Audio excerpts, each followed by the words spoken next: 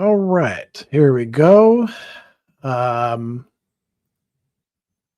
Hang on one sec. We got a weird message here about something that I gotta change in here. All right, so we're good. We're on live, at least on YouTube. Looks like the Facebook thing got screwed up. Okay, Mark is here, and Mark is saying, "Hey, everybody, hope you're well. Hope you're doing good yourself." Nathan is saying, "Good morning. Good morning for you. Good afternoon for me and everybody else in this time zone." Let's get to some questions. All right, so here's a substantive, let's call it comparative question. Is there a philosopher, excluding Nietzsche, that addressed how comfort leads to spiritual decay? In a way, how comfort can destroy our spiritual strength and overall life affirming will? So, yeah, I mean, there's like hundreds of them. I would say that's a pretty commonplace idea in virtue ethics in general, which is almost all ancient and medieval and early modern philosophy. In some respect or another, it's basically like a trope that giving in to just seeking out comfort will lead to whatever you want to call it. Spiritual decay is not a common phrase. Nietzsche himself doesn't really use that phrase much, but I'm not sure where that's quite coming from. Nietzsche's more worried about decadence or degeneration or nihilism or things like that. Um, but yeah, I mean, literally hundreds, thousands of philosophers address that very issue. It's not something that Nietzsche is particularly stand out in, I would say. So you've almost got like an embarrassment of riches that you can comb your way through. Here's one from Davor. What do you think of Berdyaev, Russian philosopher that wrote Philosophy of Freedom? Also a pretty interesting study on Dostoevsky and a bunch of other things. I mean, he's somebody who I have enjoyed reading in the past. I don't do a lot of work on him. He fits into the existentialist spectrum, like a lot of Russians who, were emigres after the revolution, wound up in Paris, moving in those circles that included a lot of French guys like uh, Jacques Mar, well, not Jacques Maritain so much, but who am I thinking of? Jean-Paul Sartre and Albert Camus and Simone de Beauvoir, but also Gabriel Marcel. Berdyaev and Marcel had a lot of connections with each other.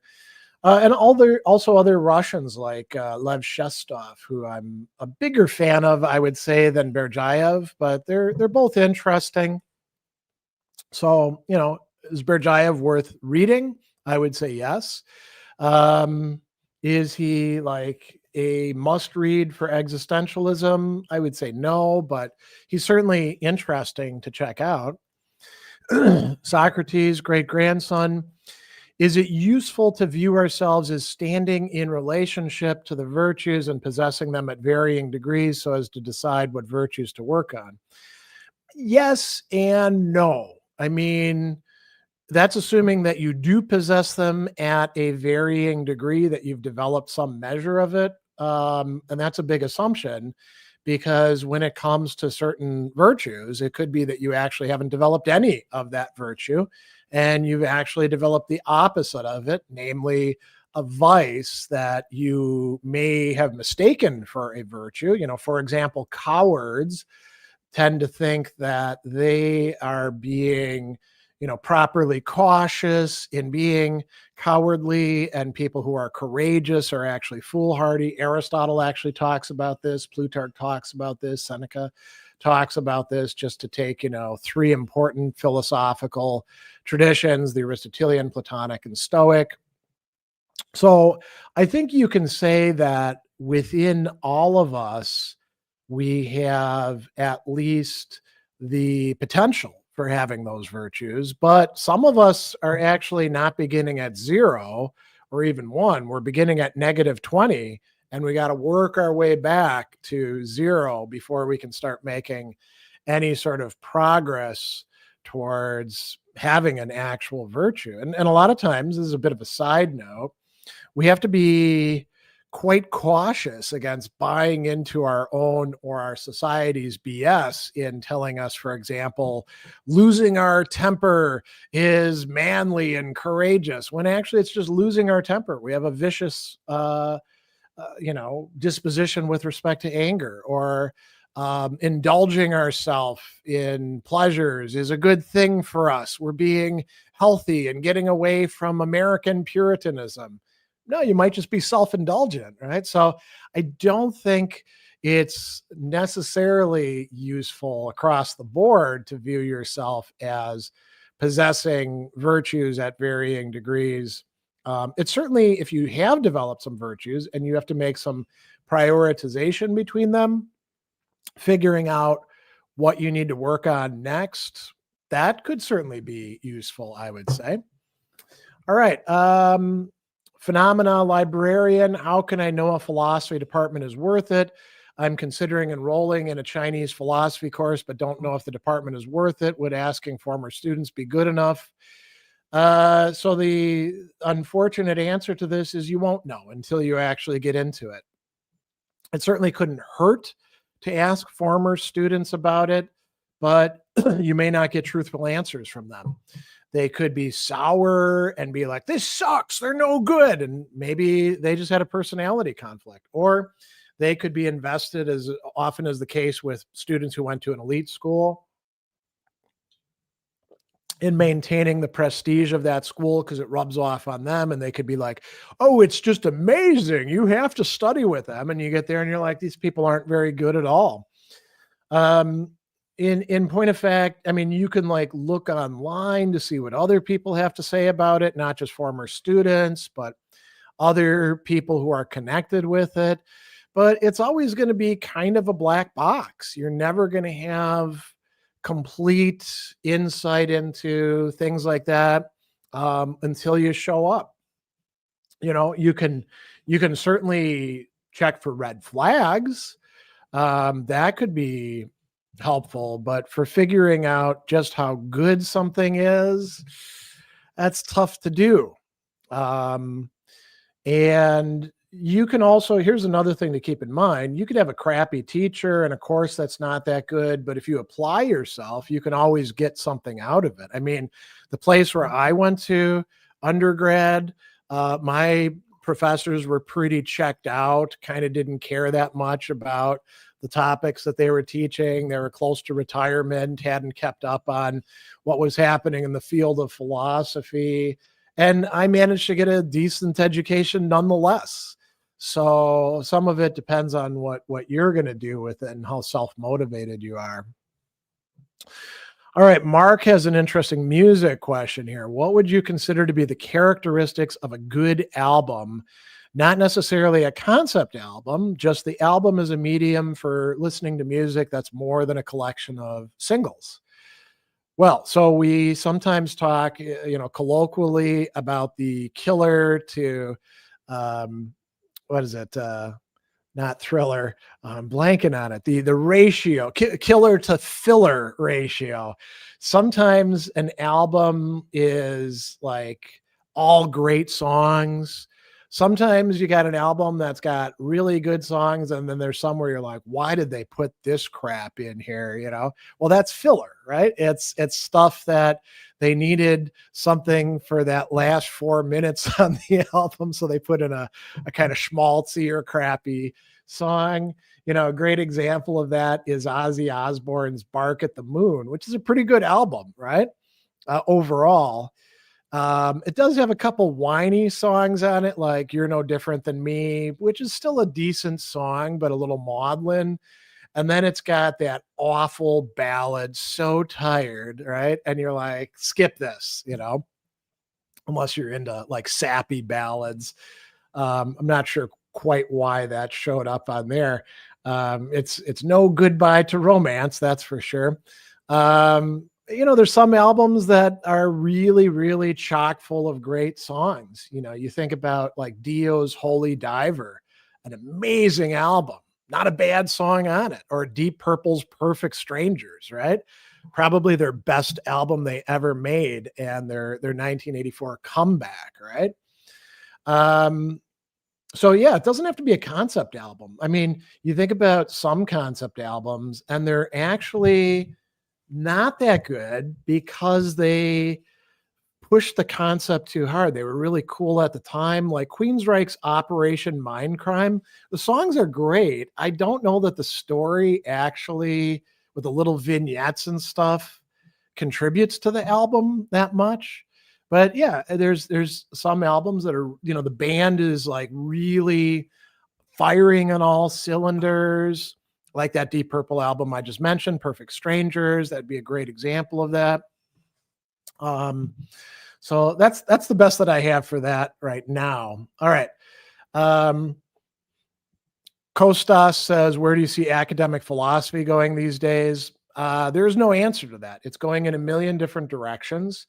There is no such thing as academic philosophy in any sort of like unified sense. There's all these different things happening in all these different places all over the world. And very often they don't know what each other are doing. So I that's not really something that you can answer easily. We'd have to specify it a little bit. Nathan says, my question is about how I see talk online about different interpretations of work that are better or worse. How do you know what a good interpretation is? That's a great question. I would say that so the gold standard is you actually know what's being interpreted.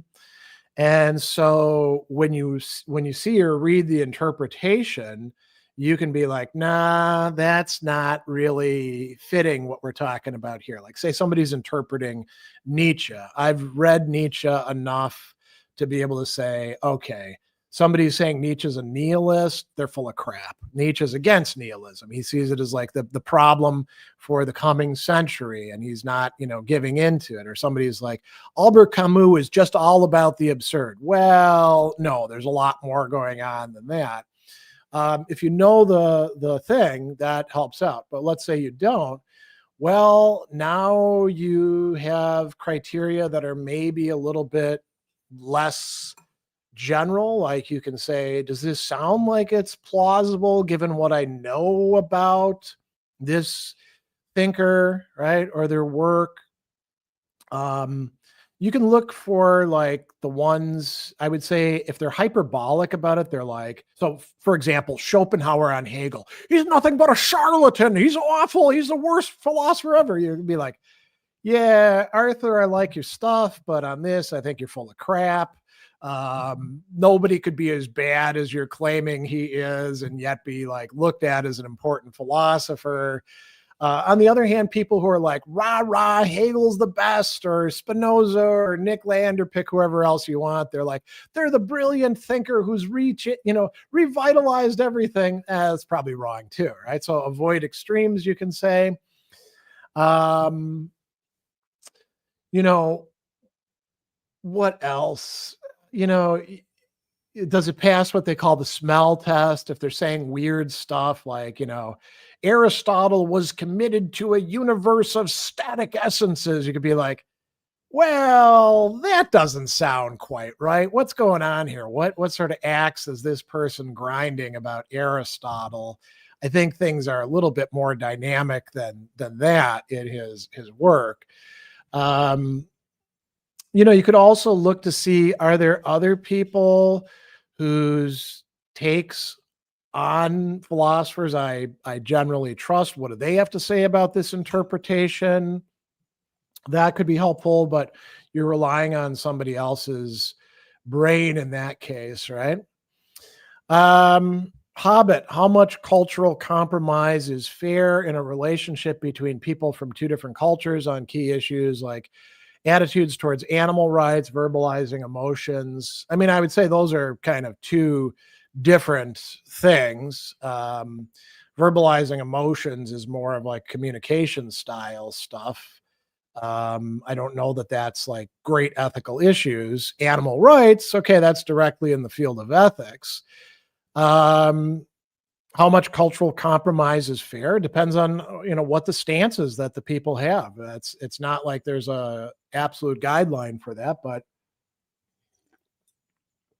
again, we could talk about extremes. If you're like constantly giving in too much, if you're totally intransigent, that's probably not enough. You probably want to try to figure out what you can live with and whether you have to be on the same page or whether you're cool with having differences.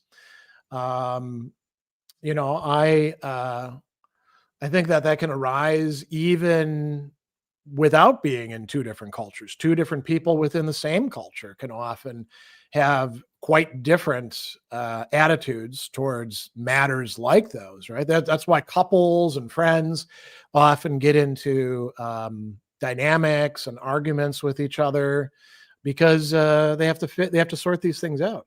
I guess, it would be important to be able not just to say, okay, I believe this or I believe this, and then let's find a compromise. It's also important to be able to articulate and to have the other person hear the articulation of why you see things the way that you do, and to leave a little bit of room for people to develop and grow rather than say, okay, we're going to solve it once and for all right here. That old phrase, agree to disagree, that can sometimes be an okay stopgap. Shiro, hope you're having a good day. Yeah, good day so far. Had a good Aristotle class this morning. I like doing these AMAs. Can you tell me what philosophy of mathematics is about? Yeah, so it's a sub branch of philosophy that deals with the entities and activities that we call mathematics and mathematical. So one of the big questions is, well, what are numbers? And it turns out it's not quite so easy to clarify that. We're like, well, here's a one, right? Well, is the one the finger? No. Is it some like abstract entity out there in Plato's World of Forms? Plato certainly talked a lot about numbers. Is it just a way we use language? Is it a counting device? So, the nature of numbers and the operations that we do with them that we call mathematics, trying to clarify that is a very important part of philosophy of mathematics. How mathematics is connected with the other disciplines and sciences, that's an important part of it as well. I would say that how the branches of mathematics connect with each other is important. There's also aesthetic considerations, like we talk in mathematics about a proof having elegance or beauty to it. What does that actually mean? So those can be some things that are important as well. All right. William says, which philosopher do you wish you could have in its entirety, the ones which are lost to history? Aristotle, Plato, or someone else like Augustine? Well, I think we've got pretty much most of Augustine's stuff. So he's not really a contender. We could have more Plato. Aristotle, we know for sure that we're missing a good bit of the work, but some of it might not be that interesting. I mean, I would be very interested to see the massive studies on the Greek city-states, the constitutions of them. If they're like the Constitution of Athens, we'd learn an awful lot.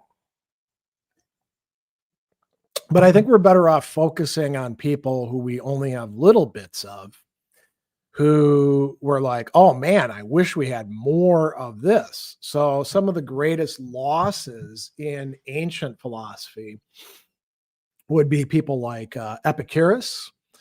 Now there's hope that we'll find, Epicurean texts in Herculaneum as we decipher those scrolls.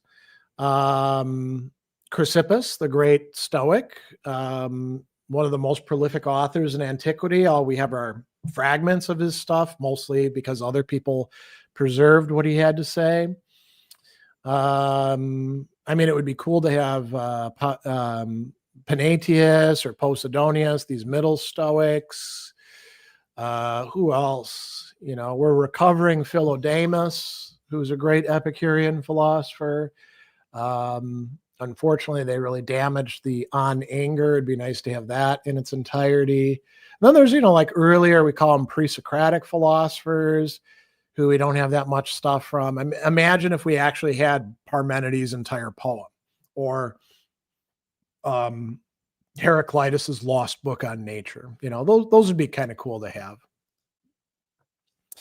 All right. Socrates' great grandson, antinatalists argue the absence of a bad is good, but the absence of a good is not bad. So, not ever experiencing pain from not being born is good, but not ever experiencing pleasure from not being born is bad, since no deprivation will have occurred. What's wrong with this argument? Big assumptions. I mean, anybody can assert anything that they like, getting other people to buy into it. I mean, why should we believe that the absence of a good is not bad? That's a huge assumption on their part. That's kind of a non-starter, I think, for many people. So, yeah. All right, Kant, any historian of philosophy on par with Friedrich Cobblestone, who's worth reading like him? Yeah, I mean, nobody's perfect when it comes to philosophy, the history of philosophy. Grayling's book is not bad.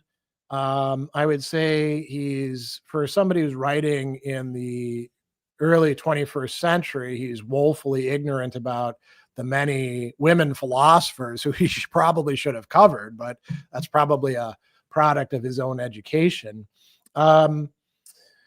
Somebody who you probably don't know that much about, Joseph Maréchal, actually has some interesting studies that he wrote for his undergraduates in the history of philosophy, and I think he's a pretty decent historian of philosophy. I'm a big fan of Henri Gouillet, who I think a lot of his works haven't actually been translated out of French into English, but he was a great historian of philosophy in the 20th century in France. I mean, other people are contributing in other important ways. Pierre Hadot obviously is not the only person to write about what he calls philosophy as a way of life, but he's really great for kind of putting it on the map. Well worth reading. Don't agree with him on all things. Definitely don't agree with him on trying to read the Epictetean three disciplines into how you should read Marcus Aurelius, but that's okay. Sonny says, not a question. I found your intro to Plato's Symposium last month so interesting and helpful. Great value for money. I look forward to finding and falling in love one day with my other half. The Aristophanes thing, right? Yeah. Well, that's great. I'm glad that you really enjoyed it. Mio, have you read Plutarch's On the Eating of Flesh? I never knew he was such a radical vegetarian. What are your thoughts on his approach compared to other Platonists? Yeah, it's been a long time, though, since I've read it, because that's not particularly what I'm interested in when it comes to Plutarch. I'm not really, into the niche, let's call them, topics like that. Plutarch's approach compared to other Platonists, I really like Plutarch. I'm more focused on the things having to do with like virtue as a whole and relationships and his discussion of symposia and, particular topics like how to control anger. And I've done some videos on like being a busybody and things like that. I like Plutarch quite a lot. I think he's actually quite underrated. He is what we call a middle Platonist. So, very different than the Neoplatonists who are coming later, who are much more systematic.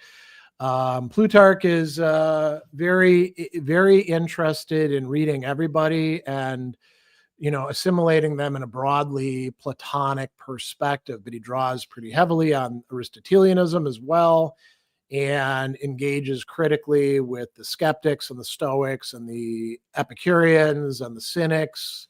So I'm actually a big fan of Plutarch. I think that he deserves to be much more widely read. I actually just taught him last week his piece, How to Tell a Friend from a Flatterer, which is very applicable to the present day. So yeah, I'm a big fan of him. Not an academic. Do you have any advice or resources to start learning French and German at the same time? I know some French already. I've been feeling the barrier of translations recently and like to overcome it. I mean, I wouldn't study them both at the same time. That seems like setting yourself up for a lot more hassle and trouble than you should. And if it's because of your own impatience, maybe it would be better to devote the time that you'd be spending on one of those languages to figuring out why you think it's a great idea to, at this point in your life, try to learn two foreign languages at the same time. I would stick with, improving your French and then going on to German, or do the German and then go back and improve your French. But it's not like there's some race going on that you have to get to, you know. So, and yeah, it's nice to be able to read things in the original. It doesn't always clear things up entirely. Somebody could be a muddy writer in German like Hegel is, where you can read it in German and you can be like, okay, well, I know that Miller went too far in translating things this way, and Pinkert is a bit better doing this, but what Hegel's saying still is kind of obscure because Hegel's not a great writer, right? Now, on the other hand, reading somebody like Schopenhauer or Nietzsche in German, or Rilke, people who are great stylists, that's nice, right? And the same thing you can say with French, right? Reading Camus in English translation, not bad, right? Reading Camus in French is better. We could say that with other things, Greek or Latin, or reading Camões in Portuguese is, I imagine, because I don't read Portuguese, is better than reading the translation of the O Schlussadash, but what are you going to do, right? So I wouldn't try to learn two languages at the same time, though. And especially like languages that are not that connected to each other. It would be different if like you were learning, I don't know, German and Dutch at the same time, or studying contemporary High German, which is what you learn, and Middle High German at the same time. That could be a little bit easier, but learning languages is kind of an investment. So, all right.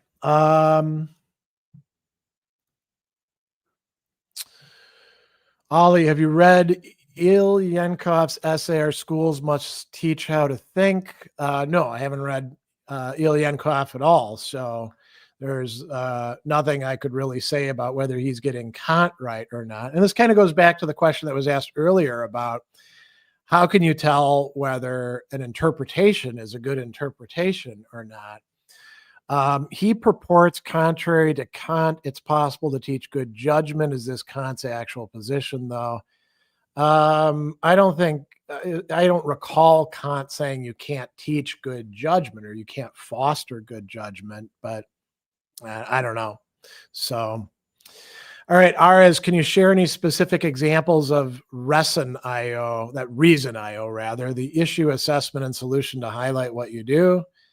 I don't know what all that means, issue assessment and solution. I mean, Reason IO is my business that I established 15 years ago originally, so I could use the business to write things off that were expenses for myself, like when I would travel to give talks or things like that. And then it grew into, my business that's involves consulting and tutorials and philosophical counseling and offering classes and speaking and stuff like that.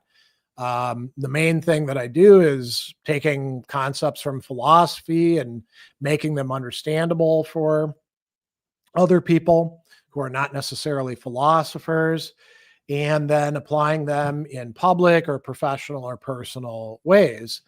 I can give you an example of one of the things that I do. So we had a series that we did first in Kingston, New York, and then we did here in Milwaukee, called Philosophy Eats, where I would come in, there would be a meal that would be prepared, and then I would have like a handout, and I would give a talk about a particular topic, and we would lead some conversation about it.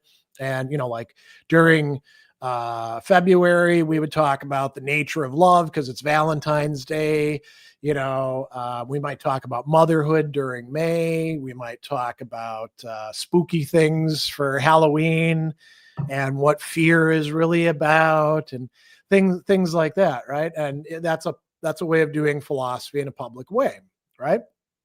So a lot of what I do is essentially taking philosophy and helping to explain it to people in ways that then they can make sense of and relate to and apply to their own lives and relationships and careers and things like that. So, all right.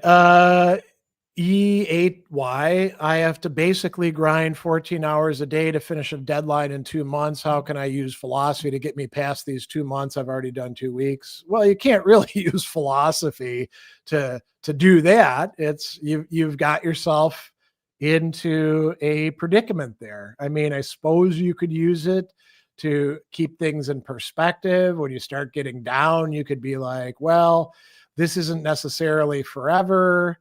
Maybe I won't let myself get, deadlined like this, but I don't think you necessarily need philosophy to help you do that. So, you know, um, that's more of there's no substitute for actually like sticking to it and doing it. So, all right. Walter White, do you think I'm one of the best written characters in modern TV history? No, certainly a good one. One of the best written characters, probably not, but I don't know who I would say is the best written. I mean, Walter White turned out to be a great villain. There were some other good ones in there too. I mean, Gus Frings and Mike Ehrmantraut, pretty cool characters as well. Saul was interesting enough. They could spin it off into, I think, even a better series, Better Call Saul. But there's all sorts of great writing going on out there. The trouble so often for television shows is writers having great stuff to work with and then like exceeding their scope and screwing it up. And that's a whole other conversation we could have at a different time. Dimitri, have you been interested in the aesthetics of film? I'm afraid I haven't been. I'm not, I don't do a lot of work in aesthetics and I don't do any work really in film theory other than once in a while writing articles about like what's happening in Dark City, but that's usually philosophical themes, not directly aesthetic themes, more metaphysical or epistemological or ethical, right? How do you think film changes from theater in terms of philosophy of art? That's a different medium. You can do different things with it. It still has a lot of the same elements, but you have so much more flexibility with a movie than you do with people on a stage. The fact that you can do multiple takes for one, right? Or the camera can follow people around. It's quite different in that respect. So, all right, Kyriakos, I really want to get into continental philosophy. Which primary texts are beginner friendly? Would you recommend? Do I need to have prior knowledge of any previous philosophical movements? Well, it sure doesn't hurt, but it's not absolutely necessary. It depends on how much you want to get out of what you're reading. So, I actually was invited to give a talk years ago, almost 10 years, I think 10 years ago, maybe 9 years ago, at one of the schools in Virginia. The video of it's available. You can also find it in my Medium and Substack, the full transcript of it. And I produced a handout with like suggestions about who people who are mostly trained in analytic philosophy could read to get a good sense of continental philosophy. And I included in that, like for example, in phenomenology, Husserl's Cartesian Meditations, that's usually the text that we use for introducing people to Husserl, or Max Scheler's Ressentiment, Sartre's Existentialism is a Humanism, short things like that give you a nice starting point. Gabriel Marcel's on the ontological mystery. Going back further, like when I teach Kierkegaard, I usually start people off with the present age, which is part of the two ages. That's a decent starting point. Dostoevsky's Notes from the Underground is a good starting point too. And there, like, it helps to know something about utilitarianism, obviously, because he's referencing it. Lev Shestov's All Things Are Possible, I quite like. For somebody like Jacques Lacan, I don't recommend jumping right into the Écrit. I say read some of the seminars, particularly the one on the ethics of psychoanalysis. It gets a bit tougher when we get to like people who are really, really technical, or they're trying to show off all the time. Like, which Derrida work should you start with? I guess maybe the essays in Writing and Difference could be a good place, but there, he's referencing all these other people, so it really helps to have read them. So yeah, I mean, I could try to dig up that list that I had. I might have published it somewhere, I think. Useless projects. I've asked thoughts on Noam Chomsky. You answer you don't agree with him. His ideas about language or words originate from. Could you explain your thoughts on language or recommend who to read? There's like hundreds of people you could read. I mean, there isn't a one. Actually, I'll say this. It's always a mistake to think that there's one thinker who you have to read to understand something. Generally, anything that's important, there's a whole bunch of people out there contributing to it. I mean, my thoughts on language are that language is incredibly complex, and people who say, I've got the key to it, are usually full of crap. And I just don't buy Chomsky's linguistic project. I got introduced to it in graduate school, and I was like, well, this is pretty implausible. I don't know why people buy into this shit, I mean, there's all this great stuff going all the way back in Western philosophy to Plato and then forward for understanding language through the ancient period, the medieval period, the early modern period. The 20th century saw like dozens, maybe hundreds of major theorists writing about language in interesting ways, including a lot of people outside of philosophy who know their philosophy, like the people doing structural linguistics, Jakobson, Helmslev, going back even further, de Saussure, right? Or the people who were attending to rhetoric, like Ernesto Grassi, and later on, Chaim Perlman and Obrecht Tataka with their new rhetoric, all that sort of stuff. So there isn't like a nice set of recommendations who to read when it comes to language. There's all sorts of cool 19th century stuff too, where people were really getting into thinking about language as well. Socrates' great-grandson, your thoughts on Elizabeth Anscombe. Her essay titled Modern Moral Philosophy introduced the term consequentialism and had a seminal influence on contemporary virtue ethics. Yeah, my thoughts are that she's overrated, and that modern moral philosophy is very parochial and doesn't reflect what was going on except in a narrow sliver of British ethics and the areas of America and Australia that were influenced by them. But anybody who thought that there needed to be a revival of virtue ethics outside of analytic philosophy doesn't know their history of philosophy, because virtue ethics was doing just fine. You've got people like Yves Simon contributing to it and giving classes on it at the University of Chicago mid-century. You've got all these different interesting thinkers. It's kind of a bit of mythology that somehow there was like this, we quit doing virtue ethics. And introducing the term consequentialism just means ethics that's focused on consequences. So it's a way of like lumping in egoism and utilitarianism and a few other things. But I mean, who gives a shit? She coined a term. That's great. Um, I really think, she's interesting in respects, as are a lot of these people that are associated with the revival of virtue ethics, like uh, Virginia Held and people like that. Although Held contributes more to the ethics of care, but it wasn't really that new, and it wasn't really a revival except for people who'd forgotten about it.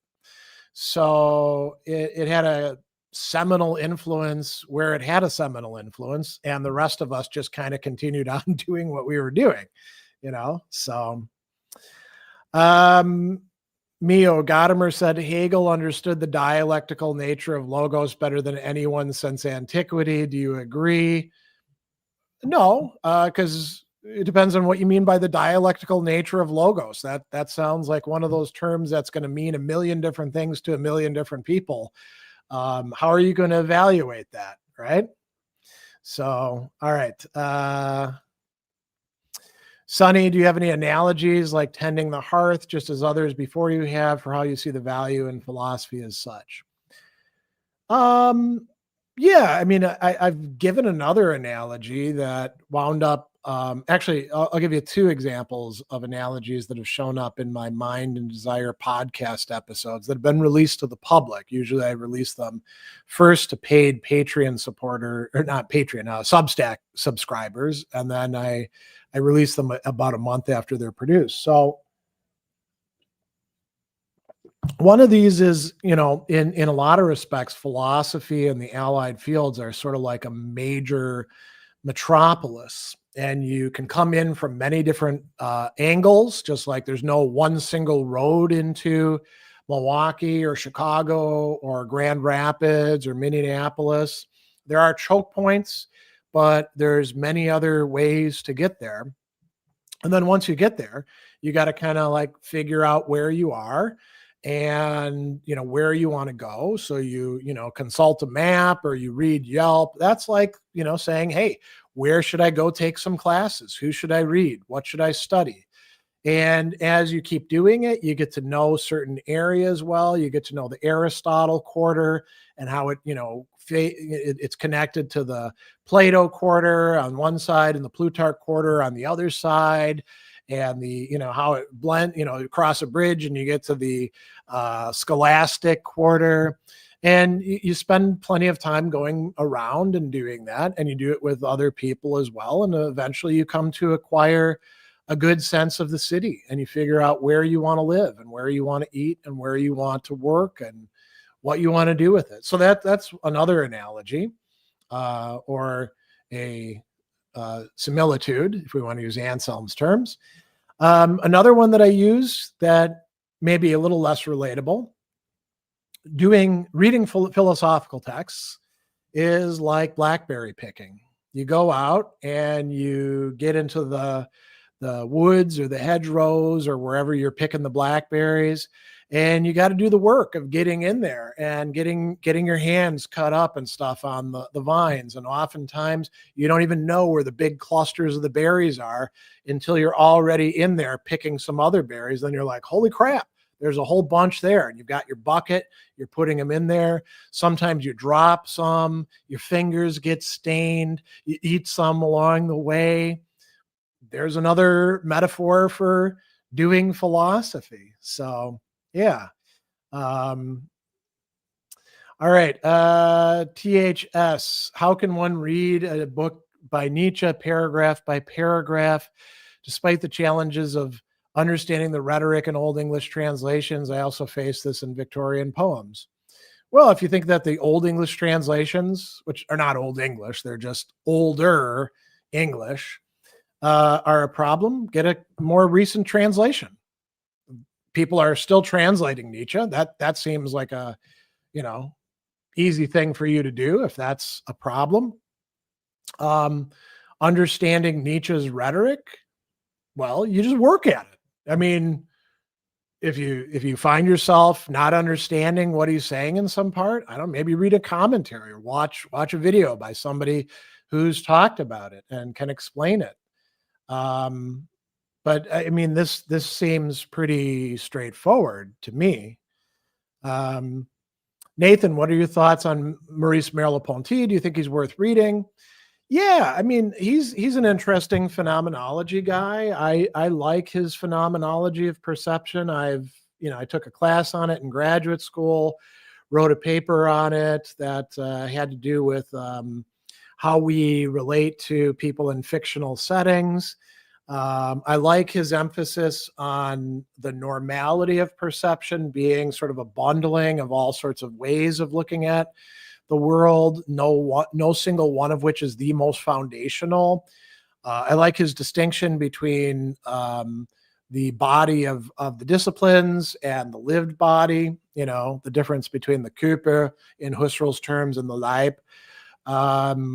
He's also, I mean, for people who like aesthetics, Merleau-Ponty is somebody who's really tuned into that. He's great at like looking at paintings or landscapes and being able to discuss how we perceive things. So I like him quite a bit. He was also somebody very interested in language, so that's part of how I got into his work. I would say he's somebody well worth reading. So all right, Mel. Aristotle said those aware of their unknowingness admire people who speak of things beyond their grasp. This seems true for beginners in philosophy. You've read Aristotle and became Aristotelian. You read Kant, became Kantian, and so forth. How should one deal with this tendency? Is it even avoidable? It's totally avoidable. You just don't have to become a Team X person, right? Spending a bit more time reading other people will help you out with that. You can't be a full-fledged Aristotelian and Kantian at the same time. So if you've read both of them and you've gotten into both of them, you can be like, well, I like this from Aristotle, or I like this from Kant, or I'm going to go whole Kant and Aristotle. His categories are merely a rhapsody, as Kant says in the Prolegomena, right? I mean, it is kind of common that when people are starting out, they very often will embrace a philosopher as having like the answers to everything or the theory of everything. But the remedy for that is try to apply it to life and see where their failures are, and read some other people, and see whether Aristotle can actually address everything that, say, the Stoics address, or Plutarch addresses, or Rene Descartes addresses, or Kant for that matter. All right, Zach says, great to see your success over the years in regard to professorship and increasingly politicized states. Any thoughts on how philosophers can maintain authenticity and inquiry under censorship? I mean, there isn't that much censorship that's going on. It could get a lot worse. And it really depends on where you are. If you're in a state where the Republicans control everything, because that's what we're talking about here. They're the ones who want to censor stuff the most part. I mean, there are some lefties in a few places who are like, you're not sufficiently leftist enough. Let's try to cancel you. But it's much more the censorious red staters and the MAGA people. In a lot of cases, they can complain all they want. It doesn't have to actually affect what you do in the classroom. Because, the school administration usually doesn't care. I mean, they're mostly interested in making money and keeping the place open. They're usually pretty apolitical, and they're not all that concerned with education, frankly. The administrators of colleges and universities, they give a lot of lip service to it, but they're more interested in having their nice big paychecks, getting to schmooze with people they consider important, and blathering on about how great education is. But they spend zero time in the classroom, and half of them aren't even educators. So I don't think it's that big of a problem. It could turn into a much bigger problem. So we're kind of at maybe a tipping point where that could happen.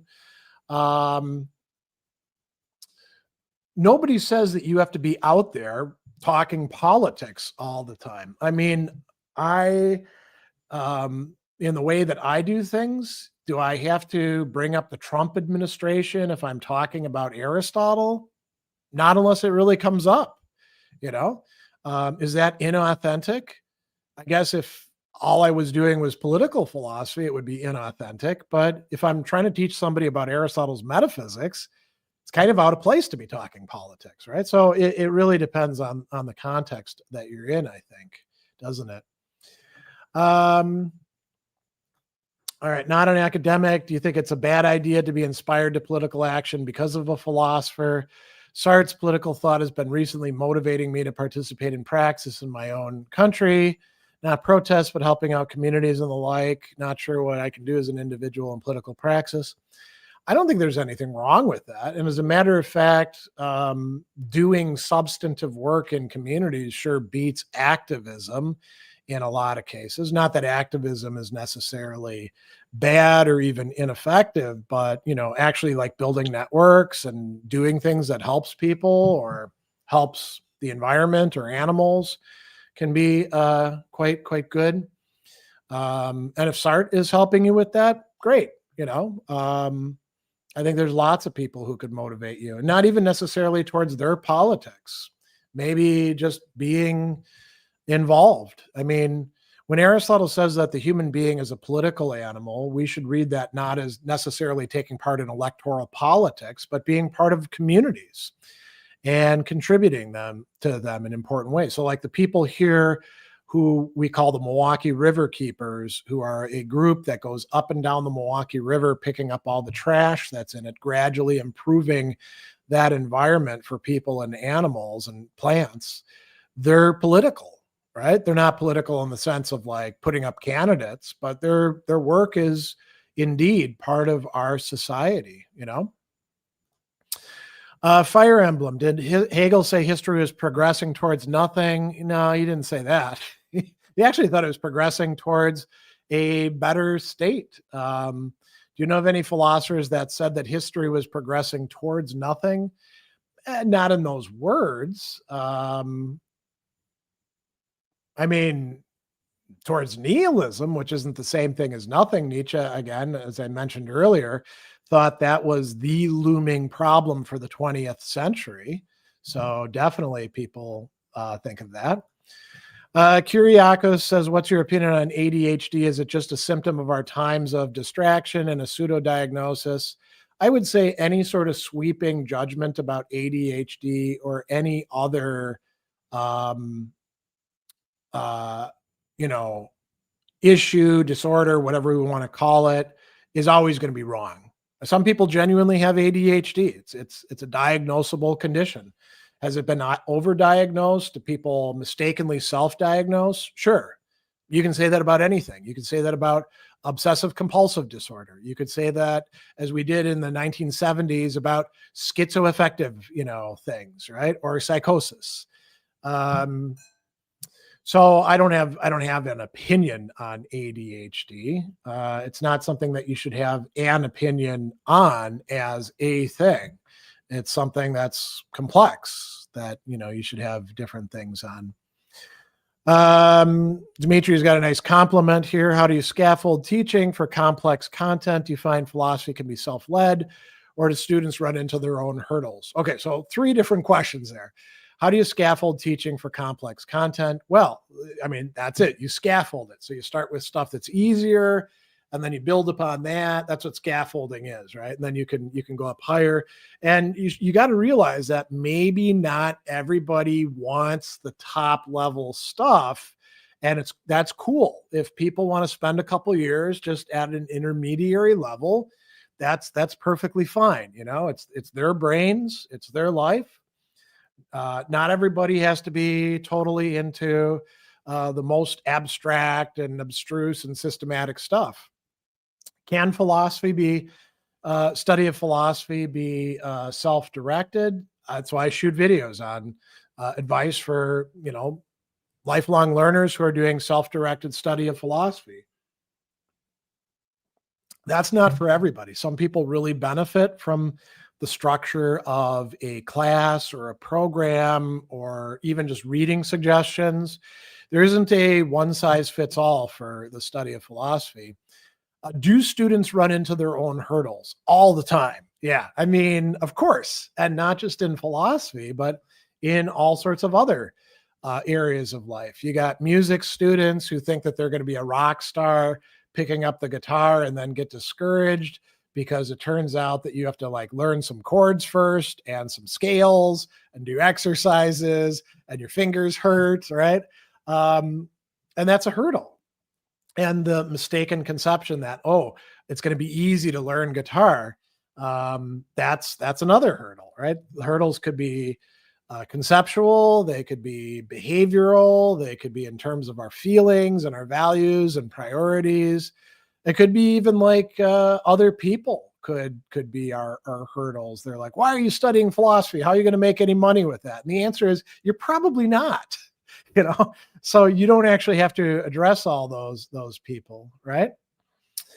Awful Philosophy says, for anyone interested in getting a PhD, regardless of field, primarily social sciences, what's the most important advice you've been given or you could give? Okay, I actually have a great answer for this one. And it comes from one of my former professors, Stephen Timon. And he was on my dissertation committee as well as on my master's thesis committee. And he was a good guy.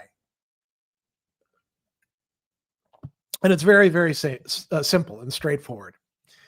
The only good dissertation is a done dissertation.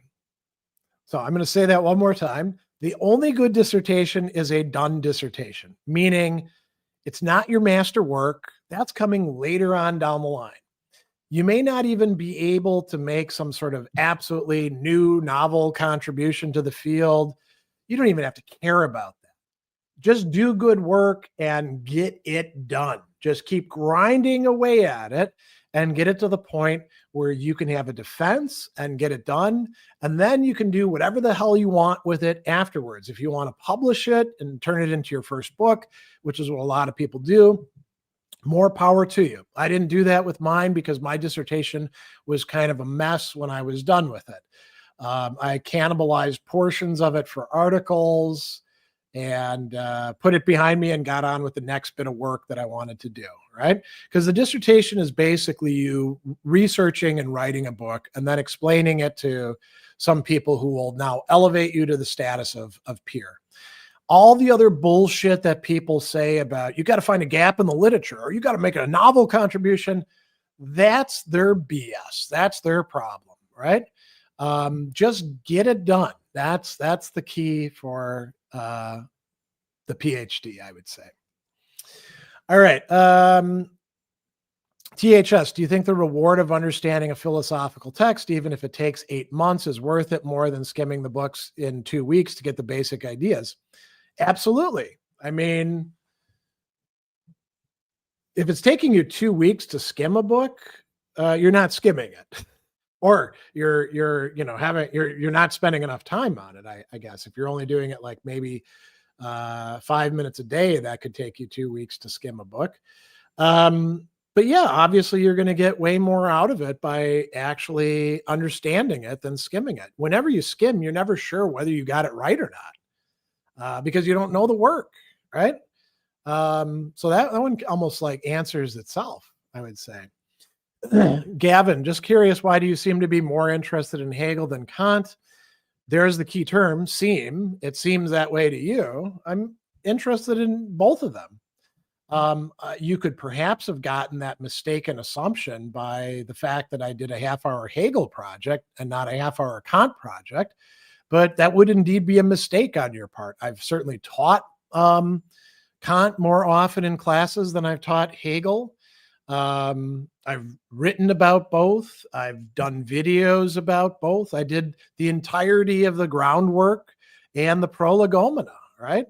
Dozens of videos on both of them. So it would be a mistake for you to assume just based on like number of videos produced that I'm more interested in Hegel than Kant. Neither one of them is in like my top level of people I'm interested in, by the way.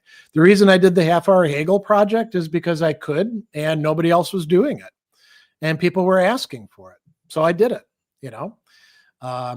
You can easily, and this is a more common thing, you can easily, as somebody who likes philosophy, do work on people who you think are important, but they're not like your main guy or woman, right?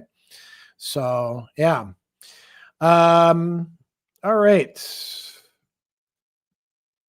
Abraham, have you read anything by Hillary Putnam?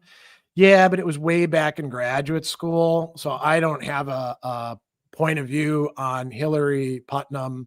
I actually saw him. He came to our graduate school, and I forget what he gave a presentation on, but I kind of dozed off in the middle of it because it was not exactly riveting. So I don't have much to say about him, unfortunately. Socrates' great grandson. Have you read C.T. Nagoyan's book titled Games, Agency as Art? Haven't read it, so I don't have any advice on it. DPP, advice for appreciating Nietzsche for a system lover. I mean, he's not a systematic philosopher.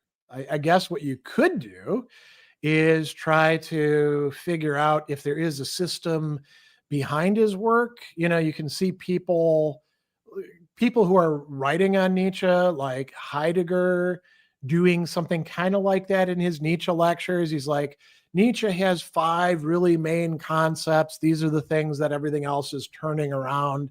I don't actually agree with Heidegger on those 5 main concepts because I think the eternal recurrence of the same is a bit overrated. Deleuze, in his book on Nietzsche, Deleuze is not a systematic philosopher, but he is elaborating a kind of more systematic approach to Nietzsche based on the notion ultimately of force, right? Other people have tried to read system into Nietzsche. His work kind of resists that because there's like major tensions in there. So, all right. And your bit, as someone interested in learning so much, I want to read vastly, but find it overwhelming. Sometimes, how do I manage Plato and Nietzsche, Marx and Lao Tzu along with other subjects? Well, Lao Tzu is easy because Lao Tzu is short and only one book attributed to him. So there you go. But you probably, if you want to like get to the bottom of it, need to learn some classical Chinese. Marx, Plato, Nietzsche, they wrote a lot more. I would say just, keep reading. You pick somebody and you just kind of go with it. And if you're not like focusing on all the stuff that you're not reading and you're actually paying attention to what you are reading, you'll find it interesting enough that you don't have to feel overwhelmed with what you're not reading, right? You can only read things 1 page at a time. And, I would, to go back to an earlier question, I would very much resist the idea that you'll somehow just skim or read bits of excerpts of important philosophers. If you're going to read a philosopher, read the philosopher. If you want to read Plato, you don't have to read every single thing that Plato wrote, but, spend some good time on the dialogues. I mean, I'd be interested why you've got this kind of weird list: Plato, Nietzsche, Marx, and Lao Tzu. Why isn't it like Plato, Aristotle, Epicurus, and Seneca or Cicero? I mean, why jump from Plato all the way into the 19th century and then add in some, weird text that can be read a million different ways that's attributed to Lao Tzu, and nobody knows if he actually wrote the Tao Te Ching or not, So I don't know. I'd maybe look at your reading selections and think about what you actually do want to read and make a program for yourself. Nerd Wizard, your thoughts on where the country is headed, for better or worse politically? Well, we're certainly living in interesting times, aren't we? We've gone from having 2 functional parties that represented coalitions and could work with each other, the kind of politics that I grew up in my childhood and teens and 20s.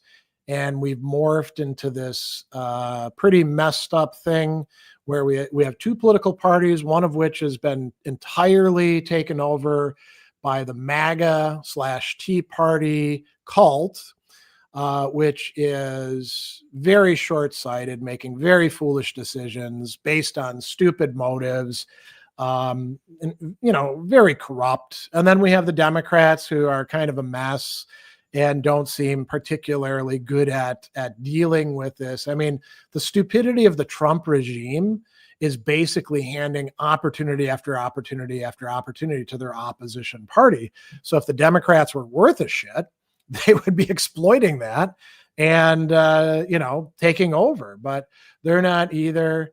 I think that our party system is it's been going on for a long time. This didn't happen overnight. So much damage has been done that we're not going to undo it. And the damage that the Trump administration has done to our status in the world, our trading partners and military partners can't count on us anymore. And even after Trump is gone, and let's say the Republicans lose, we're never getting what they've destroyed back, which may be what they wanted. They seem to revel in cruelty and destruction. And there's nothing that says that, America has to be a functional democracy. I mean, we're not special. American exceptionalism has always been BS. We just got lucky for a while, and we're probably on the way down. And, things will be replaced by other political configurations. All right, let's see.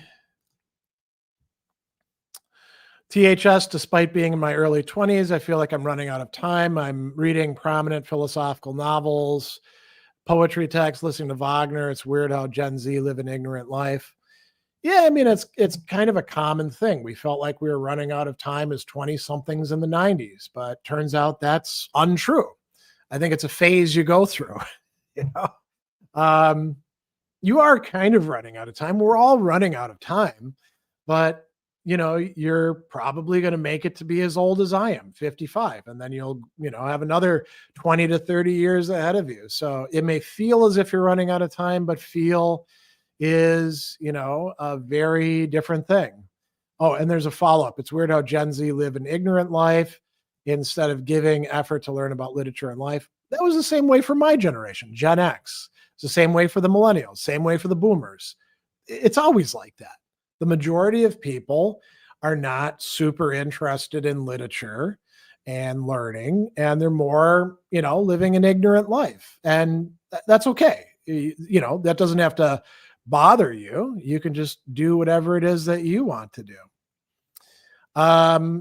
Thinker's Corner. Has there been something you heard a student say or write on a paper that profoundly impacted you and or changed your view about something? In a paper, probably not. I don't think so. I did have a student, and I've told this story before, who I became friends with about halfway through his education. This is when I was teaching at Indiana State Prison. And his name was Jarvis. And my very first semester, he was in my very first class, and he was a pain in the ass. And he was like, kind of a punk and raising all sorts of problems and issues. And when I called him on it, because he hadn't even read like the text, he just wanted to blather. And he was like, well, that's my opinion. And I was like, nobody cares about your opinion. Your opinion has zero value insofar as it's your opinion. It only matters if it connects with what we're studying here. And nobody else in this class wants to hear what you have to say, The rest of the class laughed, and he actually got mad and left the class and then came back. And he didn't say anything the rest of the semester. And then I didn't see him for like 2 years. And then one day he came up to me in the break in between classes, and he's like, hey, I want to talk with you. And I'm like, oh God, it's this guy. And he's like, I want to thank you, man. And I was like, thank me for what? And he's like, you telling me that my opinion has no value insofar as it's just my opinion. That was actually really helpful for me. I was so mad at you, and I went back to my cell block, and I was talking with some of the older guys, and they were like, well, he's right. I mean, your opinion, nobody does care about your opinion unless you've got something to back it up or somehow it's relevant. And nobody had ever told me that in my life. And it helped me to, like, reorient my way of thinking about things, and see my education as something valuable, a great opportunity. And I was like, well, that's awesome that it worked out for you, man. Because I was actually just being a jerk and trying to shut you down in the class. I didn't do it for any good reasons. I'm so happy it worked out well for you, but I should actually apologize to you for having made you look foolish in front of the class. And we like shook hands. And for me, that was kind of a profound experience. Um, so, that was quite good. Um, Rahman says, do you think Alexander would have been great if he'd been educated by Plato instead of Aristotle? I don't think it made a difference, because Aristotle's education was basically talking about the Iliad with him, and Alexander was obsessed with that sort of stuff. Alexander was a young guy. He wasn't studying metaphysics. He wasn't really that interested in ethics or any of that sort of stuff. I think that it couldn't have hurt to have Aristotle or Plato as a tutor. But, Plato had his chance to work with another tyrant, which is what Alexander effectively was, Dionysus. And Dionysus was interested in the prestige of having a famous philosopher and not in anything that Plato had to say. So, I don't know that it makes that big of a deal.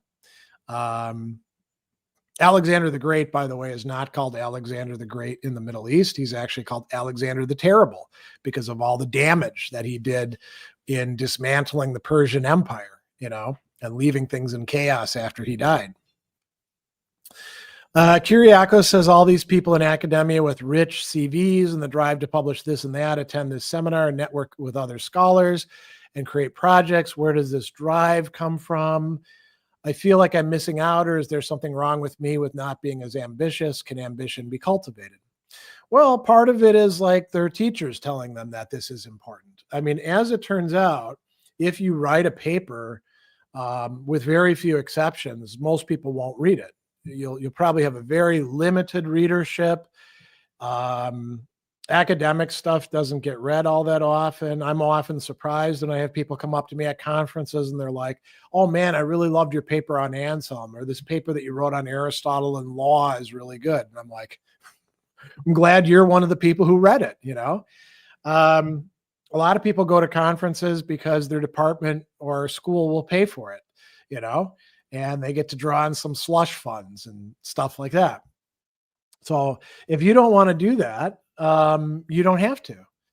There's so many other places. I mean, if you want to publish your thoughts, get a Substack and you can write there, and you don't have to jump through all the hoops of academic publishing. Academic publishing, by the way, is in a mess. Journals are having a hard time finding reviewers. People submit things and they don't hear back for 6 months to a year. Anybody who's been involved with blind review knows that there's all sorts of problems behind the scenes with it. So I don't think you're missing out all that much. I mean, I've had more impact. I've had like probably thousands of times more impact on the world through my videos than I'll ever have through any of my academic writings, maybe even more with my popular writings, or just talks that I've given here and there. So Attila the Bun, have you read any of Michael Oakeshott? Yeah, I actually like Oakeshott quite a bit. And you'll find him cited in some of my papers on Thomas Hobbes that I've written over the years, because he had some interesting things to say about him. So for those who don't know, Michael Oakeshott is a conservative theorist, but conservative in the classic sense of the term, not in the weird, no longer conservative sense of the term that it gets used in modern American politics. We can say the people who call themselves conservatives have not managed to conserve conservatism, because they embrace positions that are almost diametrically the opposite of what conservatives believed in general just 30 or 40 years ago. Oakeshott is the real deal. And Oakeshott's a great scholar. I enjoy reading his stuff. All right. So Dimitri says, thanks for creating a community for open discussion and learning. I think education and philosophy should be about the community rather than just competitiveness over positions or publications. Yeah, I agree. I mean, ultimately, who gives a shit how many entries you have in your CV? Nobody's really going to care about that. Academics are just as prone as anybody else to get drawn off into these petty power struggles. If I've created a community, that's great. I don't have that sense myself. That's actually perhaps one of the deficits. I do a lot of production. I don't do, I think, a lot of community building. But if you say that there's one out there, that's cool. I think maybe I more have just contributed to an already existing community than anything else. Thinker's Corner. Oh, have you ever felt conflicted reading a philosopher from the past while knowing some of their views that you don't agree with, like sexist beliefs? If so, do you take into account or move past it? So yeah, there's all sorts of philosophers who say all sorts of boneheaded things about women, for example. And when it comes to men and women, I'm an egalitarian. I think that men and women have the same basic human nature. I don't believe in there's a man's nature and a woman's nature. I think people who believe that are usually kind of weirdos.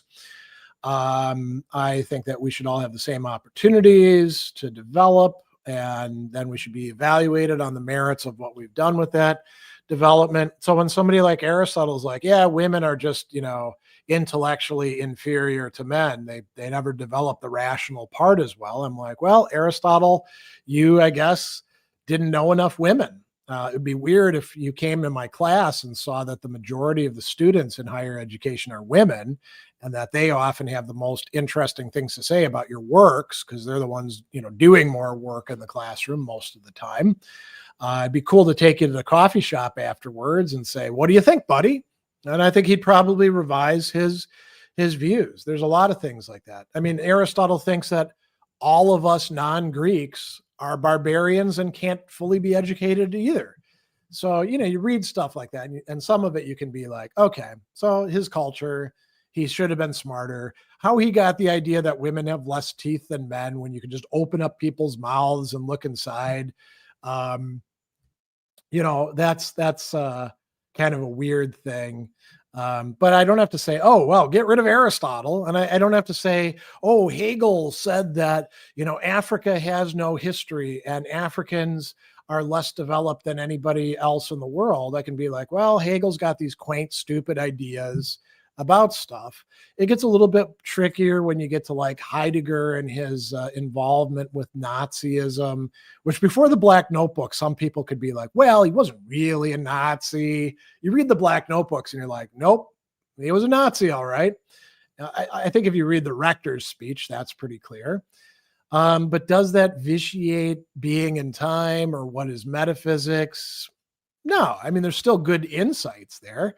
You don't have to agree with everybody about everything that they buy into. I mean, Kant thought that, as did many of the people of his time, masturbation just terrible. We better not do that. Well, part of that was the idea that was lurking in the background of you've only got so much vital energy and you're wasting it. Jeremy Bentham actually talks about that, right? In his unpublished piece that was supposed to be part of the introduction to the principles of morals and legislation, and didn't get published in it because he thought it was too controversial. He's like, masturbation, terrible thing, Yeah, they had different ideas about stuff back then. All right. Let's see here. Raman says, do you think learning and understanding philosophy and virtue is essential, especially in our times for Gen Z, where hedonism is constantly promoted in this world to a certain degree? I don't think that's new. I think actually Gen Z is probably less hedonistic than previous generations. That's part of what the polling shows us. They're having less sex. They're drinking less. I mean, You want a generation that was pretty hedonistic. Gen X, man, we were into all sorts of stuff. Understanding philosophy can be helpful. Developing the virtues can be helpful. It's a perennial issue, right? THS, if one withdraws to solitude, like Rilke said, and look back at past longings and how time moved fast, how can you fight the resulting anxiety or actually embracing it, like Rilke said? Rilke didn't say you have to embrace anxiety, and he didn't think that going into what he calls solitude, Einsamkeit, which, by the way, you can cultivate within a crowd or with others, right? Because it's all the same solitude, as he says in one of the letters. It doesn't have to provoke anxiety. You probably want to look at where that anxiety is coming from. It could provoke sadness or nostalgia or joy or all sorts of other things as well. DPP, your opinion on Hegel calling Parmenides the closest ancient attempt to the dialectic, considering that dense Buddhist texts like, I'm not even going to try to pronounce it, by Nagarjuna also exist. We're not going to do a dick measuring contest here. I don't care,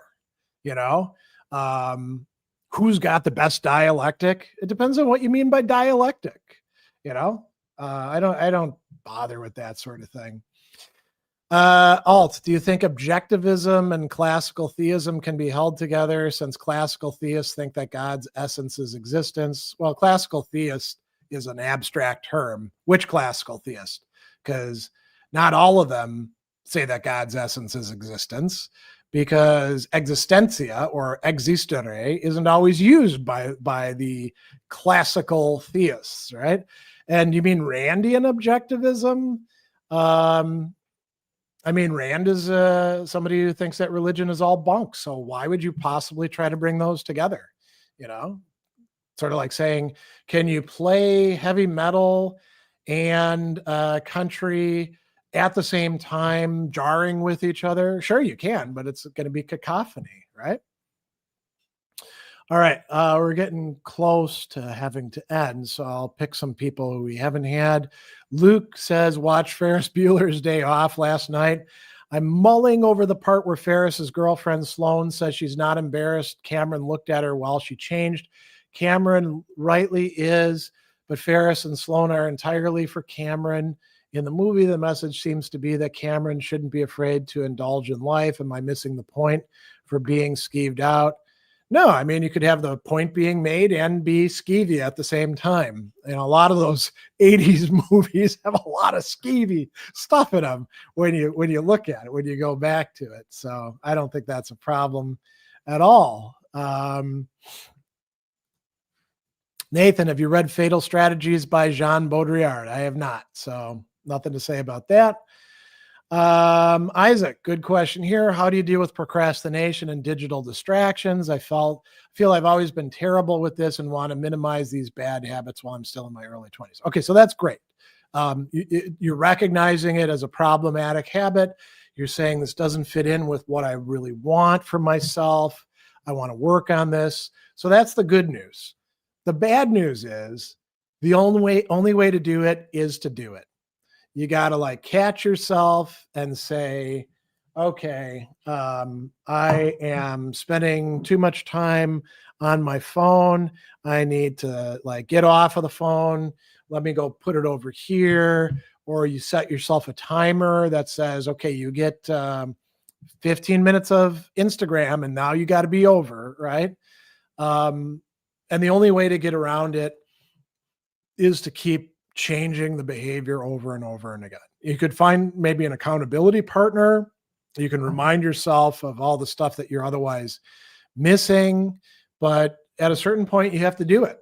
And, once the good news is after you start doing it, it does start to get easier, right? So if digital distractions are feeding into procrastination, you might also want to look at why you're procrastinating. A lot of procrastination stems from anxiety and perfectionism about getting things completely right or having all your ducks in a row. So, those could feed in with each other. You could be like, I'm just going to look at my phone for a little bit to chill out and then I'll go back to my task, right? Um, Abraham, what do you think about the prevailing attitude in analytic circles against supernaturalism to the extent they assume it away from the outset to inform their ontology or philosophy of ethics? At typical analytic philosophy. I mean, if you really want good philosophy for substantive matters, you don't go to the analytics on it, with some rare exceptions. John Wisdom, great analytic, but he's not all that analytic, right? He's interested in other people. Robert Brandom, another great person along that way as well. All right, Keta Metu. I'm an atheist and having a tough time reading Augustine. It's theological. Do you have any advice? Yeah. When you see the God talk that's bothering you, just pass over it, right? And you're not going to get as much out of it as somebody who can be an atheist and actually read other people that talk about that. There's plenty of atheists who can, and maybe someday you'll be at that point. But for right now, if you're not, that's okay. See what you can get out of it. See, what Augustine thinks. I mean, he's got lots of other great things. Think about book 4 when he loses his friend and he's thinking about, why do we somehow come to enjoy grieving? There's some God talk in there. Is that essential to what he's talking about? No. And maybe, maybe you're not going to get that much out of Augustine as somebody who's more able to, read people they disagree with than other people will. And that's okay. You don't have to, at this point in time, you don't have to appreciate everybody. That's perfectly fine. Thinker's Corner. What are some of your favorite fiction books that aren't considered classics? Well, that's an interesting question because we have like things that are considered classics because they were written a while back and people keep selling them and reading them and doing book groups on them. I remember a long time ago, Hemingway in The Sun Also Rises, he makes fun of this author, and I don't remember the author's name, for writing a book called The Purple Lands, which is about stuff that's happening in South America. And it's kind of like an adventure story and all of that. And he says, he's making fun of it. That's not the way like real life works. And so one day I actually found in a used bookstore, The Purple Lands. And I was like, I should check this out. I'll buy this book. And it's actually pretty good. It's a lot of fun to read, Is it a classic? No, a classic disparages it, but it's worth reading. I think there's probably lots of stuff out there like that. And there may be authors who are considered classic authors, but nobody really reads that much of this part of their work. And then there's authors that are not classic because they're still like cranking stuff out right now. I'm reading right now Stephen King's The Stand. Man, that's a good book. Is it a classic? It may be 50 years from now. I don't know that it's considered a classic now, but it's good. I'm reading the unexpurgated version too, where he added back a lot of the stuff that they made him take out for the first version of the work. It's long, but it's quite good. Or, another book that I've actually got right here that's much more recent that I'm doing Worlds of Speculative Fiction on this month is Ken Liu's, here we go, Wall of Storms, second book in his Dandelion Dynasty sequence. Might be a classic down the line. It's part of a new genre called silk punk. He's one of the people who coined the term. Great stuff, So yeah, maybe that would figure into it. All right, let's see if there's anybody else I haven't taken. Here's Ricky. My daughter is being introduced to Greek history and Greek philosophy and Socrates. I suggest to her teacher to start with the Euthyphro, then the Apology, and then the Credo to better understand Socrates. Does reading the Euthyphro, then the Apology, and the Credo in that order help you better understand Socrates? Well, I mean, reading any of the stuff that Socrates is in is going to help you better understand Socrates. So it doesn't necessarily matter what order you read it in. I do think that reading, typically we bundle those three together with the Phaedo because there's like a narrative sequence. Euthyphro is before he goes in the law court. Apologies in the law court, gets condemned. Credo is the day before he's going to be executed. Phaedo is the day that he's executed. So we kind of put those all together. And yeah, it's going to help you better understand Socrates because he tells you about his motivations for doing philosophy, and you get to see how he interacts with people. I actually, when I'm starting people off, I typically will do like the Ion, the Meno, the Euthyphro, Apology, Credo, Phaedo. I've actually done classes like that. And I think that can be good, but you could also just, start with the Phaedo. The character of Socrates is definitely coming through there. There's no one single right way to study Plato, and anything you're going to read, you're going to have to reread later on down the line anyway, right? So, yeah. Ram, do you believe in God or there's some higher order in the universe? Yeah, I've been pretty open about that. I'm somebody who believes in God, but I'm also somebody who wrestles with God. And, I'm a big fan of the religious authors for whom becoming religious didn't like clear everything up. It just made the world more complicated, which would include Augustine, but also, Blaise Pascal and Søren Kierkegaard and, Anselm, authors like Graham Greene, or C.S. Lewis for that matter. Another great philosopher from the 20th century that kind of fits that bill, Gabriel Marcel, who I mentioned earlier, Alistair McIntyre too, right? I think all of those are kind of interesting people to struggle alongside with. So yeah, let's see here. Curup, what do you think of F.H. Bradley? It's been a very long time since I've looked at anything by Bradley. I don't remember saying, oh man, I got to read more of this. So I don't really have much to say about him or most of the other British idealists.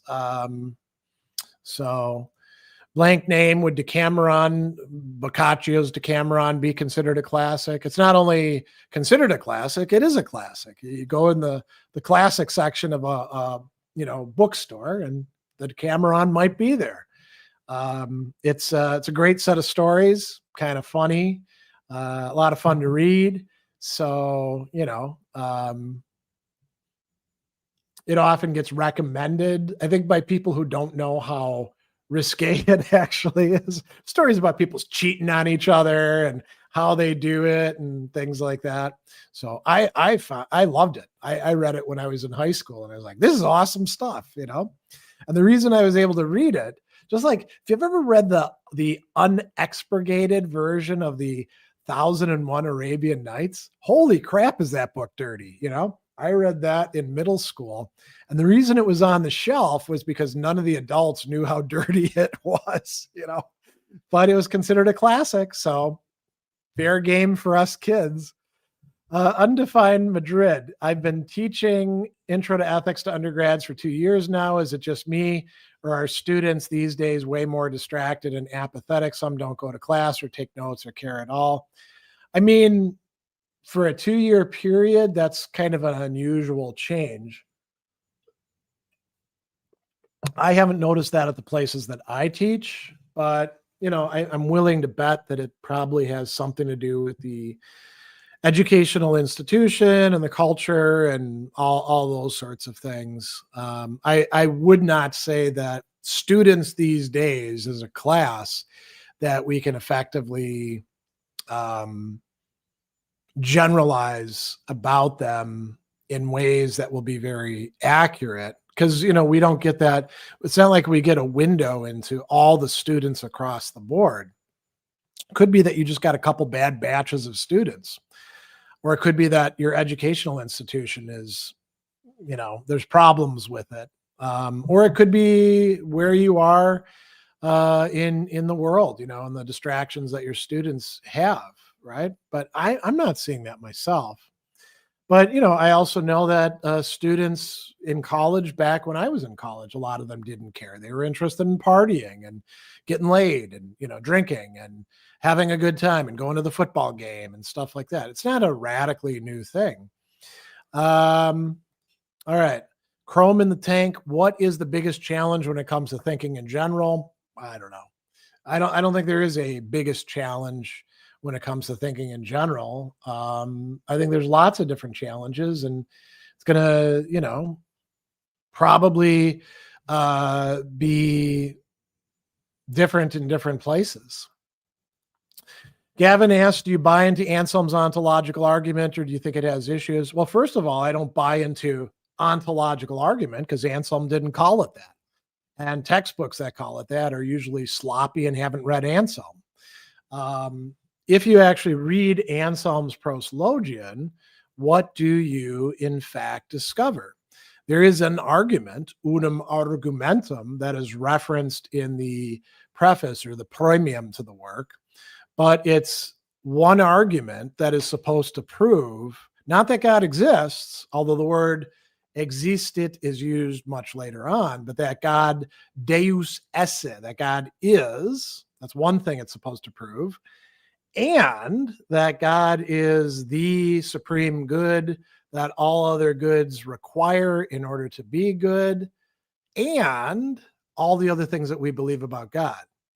So the argument is actually the entirety of the Proslogion, not chapter 2, not chapters 2, 3, and 4, the whole of it, minus the final 3 chapters, which are conjectiones, conjections, additional supplementary material.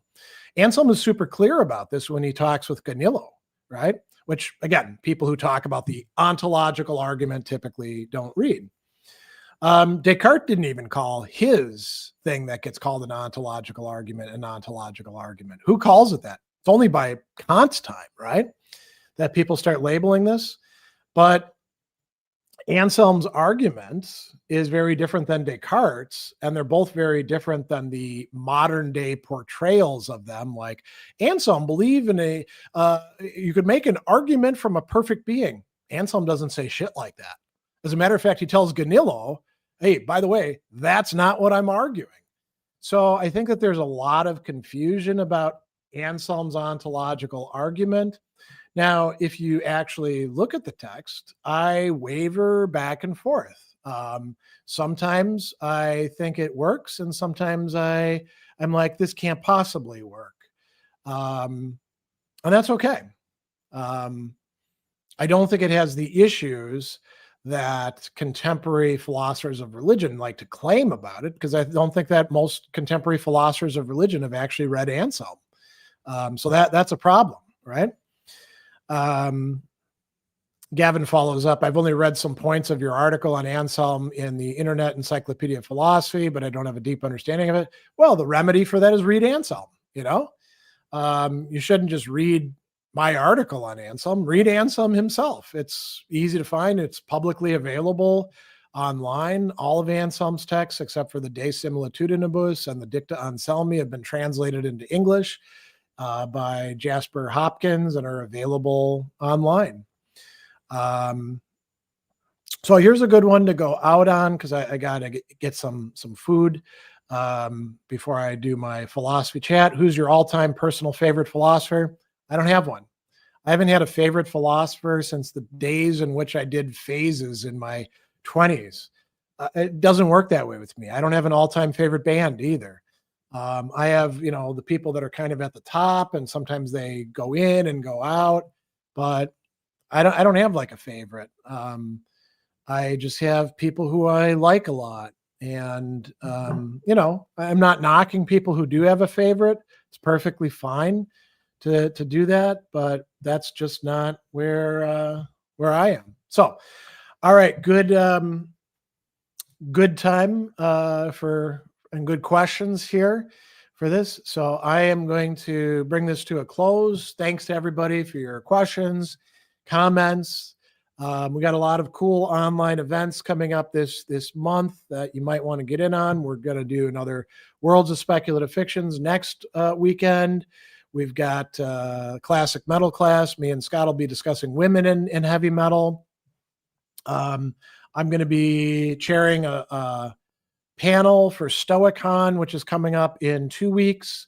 And I will also be providing a short talk on Aristotle's theory of friendship in the Philosophy of Love and Friendships conference online, which is free, by the way, hosted by the Plato's Academy Center. So you can find all that stuff online. Gonna have some other stuff coming up. I might do some other streams later this month, depending on my level of energy and ambition and organization. So, all right. I will see all of you and have a great rest of the day.